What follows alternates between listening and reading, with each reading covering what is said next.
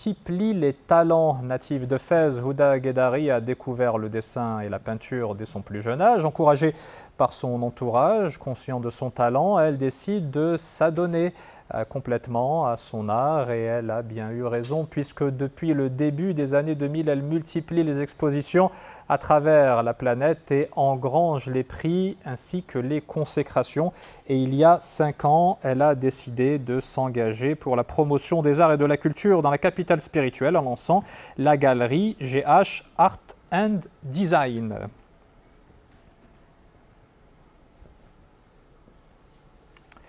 Houda Guedari que l'on retrouve sur ce plateau. Bienvenue dans InfoSoir Week-end, ravi de vous accueillir. Merci Wadia.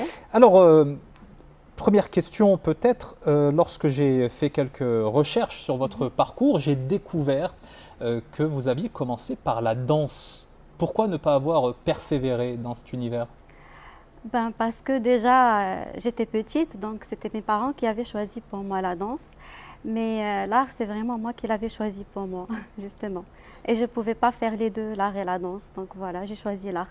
Alors, malgré tout, la danse reste présente dans votre univers culturel puisque vous représentez souvent sur vos toiles des ballerines. Qu'est-ce que ça représente en termes de symbolique pour vous ?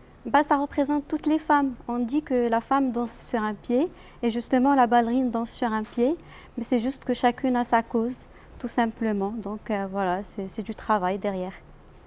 Et vous dites aussi que vous êtes guidé par les émotions, c'est ce qui oriente votre art. Comment est-ce qu'elle vous emmène sur le chemin de la création ? La vérité, moi, je n'essaye pas de faire beau, ni je n'essaye pas de séduire, mais j'essaye juste de représenter un petit peu mes émotions. Je peins ce que je ressens, je ne peins pas ce que je vois. Je ne peins pas des visages, je peins ce qu'il y a derrière les visages. Une toile, forcément, pour moi, c'est comme un film, c'est comme un scénario. J'ai besoin d'une histoire, j'ai besoin d'une mise en scène, j'ai besoin d'une image, j'ai besoin du décor, des éléments qui vont contenir ma toile et forcément l'émotion que je vais passer derrière. Voilà, donc, Alors, ce qui est surprenant également, c'est que pendant la période du confinement, donc période d'enfermement, vous avez été particulièrement productive, créative. Qu'est-ce qui vous a tant inspiré pendant la crise Covid ? Justement, cette forte émotion qu'on a ressentie, cette compassion que j'ai eue avec les gens qui sont partis et justement le corps médical.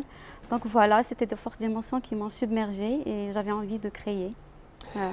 Votre démarche interpelle même au-delà des frontières marocaines. Vous avez sillonné le monde au gré des expositions, engrangé également des prix et des distinctions, le prix Léonard de Vinci à Florence ou encore le prix Raffaello International à Bologne, pour ne citer que ceci. Qu'est-ce que ça représente pour une artiste comme vous ?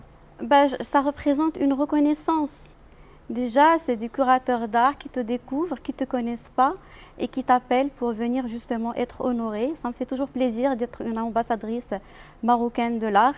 Et toujours est-il pour représenter la femme et dire que nous-mêmes, on peut s'épanouir, on peut faire quelque chose. Et on est aussi émancipés, engagés dans nos passions, dans ce qu'on fait. Voilà. Un dernier mot sur les prochaines occasions de découvrir votre travail. Il y a une exposition d'ailleurs qui a été maintes fois reportée. Justement, qui a été maintes fois reportée à Paris avec la Société académique Arts, Sciences et Lettres.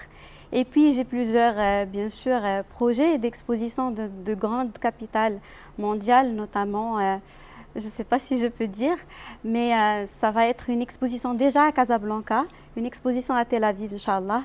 J'ai des gens qui croient en moi, qui travaillent avec moi pour cette exposition. Et ça va être une exposition sous le thème de la tolérance et de la coexistence et de la paix.